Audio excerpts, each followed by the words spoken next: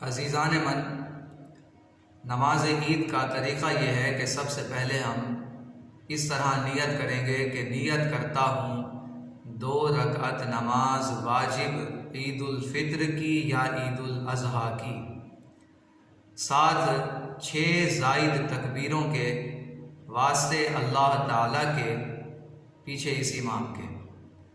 اس میں یہ بات یاد رکھیے گا کہ نیت دل کے پختہ ارادے کو کہتے ہیں اور اسے زبان سے دہرا لینا مستحب ہوتا ہے۔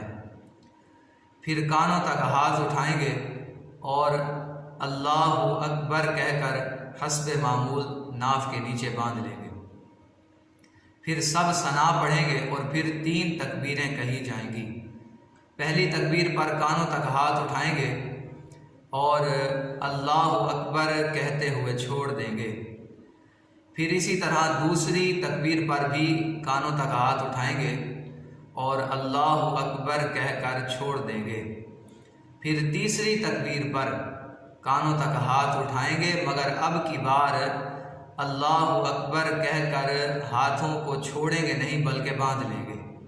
پھر امام صاحب آہستہ آواز میں تعوذ اور تسمیہ پڑھنے کے بعد بلند آواز سے قرات کریں گے اور پھر ہم رکوع، قومہ اور 2 سجدے کرنے کے بعد دوسری رکعت کے لیے کھڑے ہو جائیں گے۔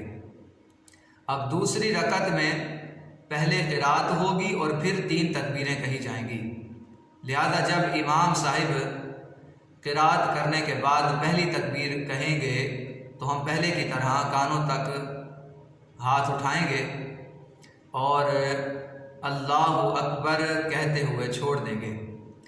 پھر اسی طرح دوسری اور تیسری تکبیر پر بھی کانوں تک ہاتھ اٹھائیں گے اور اللہ اکبر کہہ کر چھوڑ دیں گے، مگر جب امام صاحب چوتھی تکبیر کہیں گے تو اب کی بار ہم ہاتھ نہیں اٹھائیں گے بلکہ بغیر ہاتھ اٹھائے بس اللہ اکبر کہتے ہوئے رکوع میں چلے جائیں گے اور پھر قاعدے اور معمول کے مطابق نماز مکمل کریں گے۔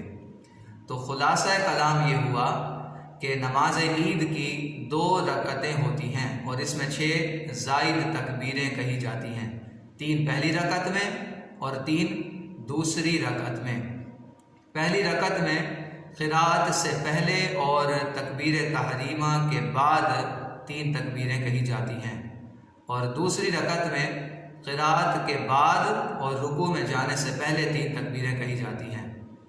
اور جہاں قیام میں تکبیر کے بعد کچھ پڑھنا ہوتا ہے وہاں ہاتھ باندھ لیے جاتے ہیں اور جہاں نہیں پڑھنا ہوتا وہاں ہاتھ چھوڑ دیے جاتے ہیں، یعنی تکبیر تحریمہ کے بعد چونکہ ہم نے ثنا پڑھنی تھی اس لیے اس کے بعد ہم نے ہاتھ باندھ لیے تھے۔ پھر پہلی اور دوسری تکبیر کے بعد چونکہ ہم نے کچھ نہیں پڑھنا تھا اس لیے ان کے بعد ہم نے ہاتھ چھوڑ دیے تھے۔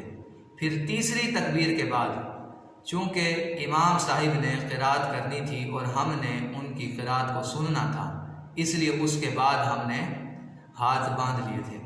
پھر اسی طرح دوسری رکعت میں تینوں تکبیروں کے بعد چونکہ ہم نے کچھ نہیں پڑھنا تھا اس لیے ان کے بعد ہم نے ہاتھ چھوڑ دیے تھے۔